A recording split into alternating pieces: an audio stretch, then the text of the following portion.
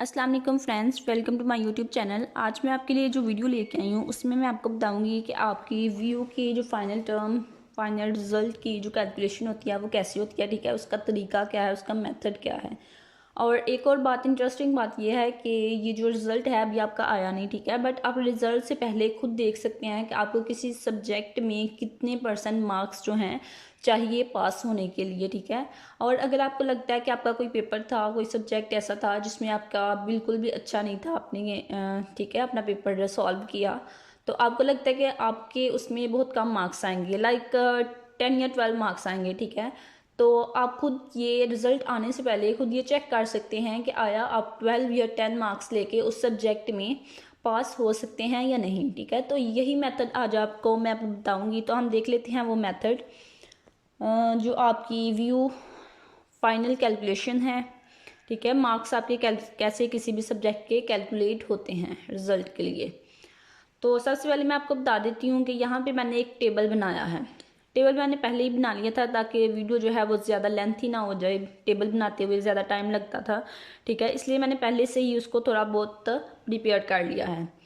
सबसे पहले मैंने क्या किया, जिस सब्जेक्ट के वो सब्जेक्ट जिसमें आपको लगता है कि आपके मार्क्स कम थे, ठीक है, मतलब कम आएंगे या आपका पेपर अच्छा नहीं था हुआ, उस सब्जेक्ट को आप लें। उसका आपने क्या करना है, उसके आपके क्विजेस, असाइनमेंट्स, उस सब्जेक्ट की जीडीबी, उस सब्जेक्ट का मिड टर्म का रिजल्ट और फाइनल टर्म, इस तरह से आपने एक टेबल बना लेना है।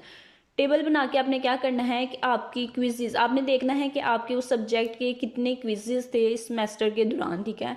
अगर आपके 2 क्विजेज थे 10-10 मार्क्स थे, इसमें इनके टोटल मार्क्स कितने हो गए क्विजेज के 20। इसी तरह से आपने असाइनमेंट्स देखनी है कि उस सब्जेक्ट की कितनी असाइनमेंट्स थी जो आपने इस सेमेस्टर में की। अगर उसकी 3 असाइनमेंट्स हैं, मैंने यहाँ पे 3 लगाई हैं, ठीक है। अगर 3 हैं तो एक असाइनमेंट के 20 मार्क्स होते हैं, तो इस हिसाब से हमारे कितने हो गए 60 टोटल असाइनमेंट्स के मार्क्स हो गए। इसी तरह से जीडीबी अगर 1 है तो 5 मार्क्स, अगर 2 होंगी तो 10 मार्क्स। और मिड टर्म का पेपर आपका कितना था, 40 का था, तो यहाँ पे मैंने 40 लगा लिया है।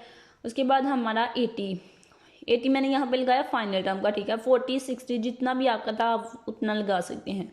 उसके बाद आपने क्या करना है, उसके बाद आपने देखना है कि आपकी कितने परसेंट है, ठीक है। ये आपके एलएमएस में बताया हुआ है कि क्विज़ की कितनी परसेंटेज होगी फाइनल रिजल्ट में, असाइनमेंट्स की, जीडीबी की, मिड टर्म की और फाइनल टर्म की, ठीक है। नॉर्मली जो है वो यही होती है जो मैंने यहाँ पे ऊपर लिखी है।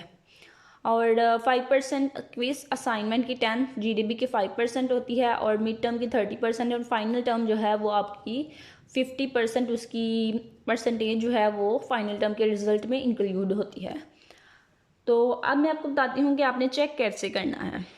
लाइक यहाँ पे मैंने ओबी ऑब्टेन के लिए यहाँ पे लिखा है। तो अब आपने सबसे पहले क्या करना है, आपने यहाँ पे देखना है कि क्विजेज जो आपके 2 क्विजेज थे, टोटल मार्क्स उसके 20 थे, तो आपने उसमें से दोनों क्विजेज में से कितने मार्क्स लिए। लाइक अगर आपने 8 दोनों क्विजेज में मार्क्स लिए तो यहाँ पे आप क्या लगाएंगे, 8 + 8 कितना होगा 16। इसी तरह से असाइनमेंट्स में आपने कितने मार्क्स ऑब्टेन किए उनको आपने टोटल करना है और टोटल करके आपने यहाँ पे लिखना है। लाइक मैं यहाँ पे लगा देती हूँ कि आपने 3 असाइनमेंट्स के टोटल मार्क्स जो हैं वो कितने ऑब्टेन किए, 50। इसी तरह से यहाँ पे आपने अपनी जीडीबी के कितने मार्क्स आपने ऑब्टेन किए वो यहाँ पे लिखना है। मैं यहाँ पे लगा देती हूँ 3, ठीक है। आपने वो लगाने हैं जो आपने ऑब्टेन किए उस सब्जेक्ट में। उसके बाद मिड टर्म में, उस सब्जेक्ट के मिड टर्म में आपके कितने मार्क्स आए थे, लाइक मैं यहाँ पे लगा देती हूँ 32 मेरे आए हैं, ठीक है। उसके बाद फाइनल टर्म को फिलहाल अभी आप रहने दें, ठीक है। उसके बाद आपने क्या करना है, आपने उसके बाद ये करना है कि ये जो 16 है, ठीक है, इसको डिवाइड करना है किस पे, 20 पे, और क्या करना है, मल्टीप्लाई करना है किससे, ये 5 से।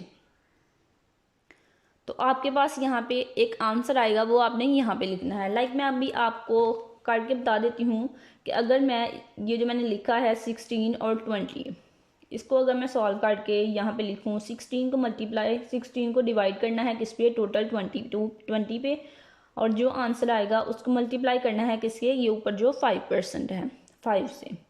तो मैंने किया तो मेरे पास आंसर आ गया 4। आप खुद भी चेक कर सकते हैं ये करके। उसके बाद आपने क्या करना है, 50 को आपने क्या करना है, डिवाइड करना है 60 पे, और देन मल्टीप्लाई, जो आंसर आएगा उसको मल्टीप्लाई करना है 10 से। तो इसकी भी परसेंटेज निकाल के आपने यहाँ पे लिखनी है। तो मैं यहाँ पे लिख देती हूँ 50 डिवाइडेड बाय 60 आंसर, और उसको मल्टीप्लाई करेंगे किसके, 10 के साथ। तो यहाँ पे मेरे पास आ गया 8.3। अपने मार्क्स के अकॉर्डिंग आपने ये सॉल्व करना है। मेथड यही होगा जो मैं यहाँ पे आपको बता रही हूँ। उसके बाद क्या है कि जो अब 10 मार्क्स आपने जीडीबी में किए वो कितने थे, 3, उसको डिवाइड करेंगे टोटल 5 पे, आंसर को मल्टीप्लाई करेंगे किससे, 5% से, तो आपके पास आंसर क्या आएगा, 3 ही आएगा। उसके बाद मिड टर्म के आपने मार्क्स कितने लिए, 32, उसको डिवाइड करना है आपने 40 पे, आंसर को मल्टीप्लाई करना है आपने किससे, ये जो ऊपर 30% है 30 से, तो आपके पास क्या आ जाएगा, 24। ठीक है, ये सारा तो आपके पास आ गया। अब आपने क्या करना है कि इन चारों को आपने सम कर लेना है। तो इनका मैं सम करती हूँ, आप खुद भी करें कि इसका सम क्या बनता है, और मैं भी करके आपको अभी बता देती हूँ कि इसका सम क्या है। ठीक है, 4 + 8.3 + 3 + 24, तो इसका आंसर क्या आया, 39.3, 39.3। इन चारों चीज़ों का जो सम था वो मेरे पास आ गया 39.3। ठीक है, इसी तरह से आपने भी अपनी असाइनमेंट, क्विज़ेस, जीडीबी और मिड टर्म का परसेंटेज का अपने सामने यहाँ पे निकाल लेना है। तो इट्स मीन पास होने के लिए फाइनल टर्म में आपको कितने % मार्क्स चाहिए, आपको 50% मार्क्स चाहिए।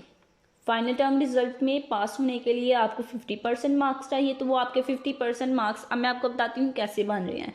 ठीक है, ये जो हम हमारे assignment, quizzes, GDB, mid term के मार्क्स थे वो हमारे कितने % बन गए, 39%। इट्स मीन कि अगर आप फाइनल टर्म के जो पेपर थे, ठीक है, उसमें अगर आप कितने % लेते हैं, 11% अगर आप लेते हैं, ठीक है, तो 11 रिस्की होगा, चले हम 12 लगा लेते हैं। अगर 12% आपके मार्क्स आ जाते हैं फाइनल टर्म के, ये 80%, 80 टोटल 80 मार्क्स वाले पेपर में अगर आप 12 यहाँ पे मार्क्स लेते हैं, 12%, ठीक है, तो क्या होगा, वो आपका बन जाएगा 50%। 12 वो % और 39 ये ऐड करेंगे उसमें, तो ये 50% से अबव हो जाएगा 51%। तो इट्स मीन कि आप उस सब्जेक्ट में पास हैं। ठीक है, अब मैं यहाँ पे लगाती हूँ कि आपके लाइक कितने मार्क्स आए, उतने मार्क्स आपने यहाँ पे लगाने हैं। मैं यहाँ पे 20 लगा लेती हूँ, नहीं 20 ज़्यादा, 25 लगा लेती हूँ। तो इसकी परसेंटेज देखते हैं कि कितनी बन गया, 25 डिवाइडेड बाय 80, आंसर को मल्टीप्लाई करेंगे किससे, ये जो ऊपर है 50%,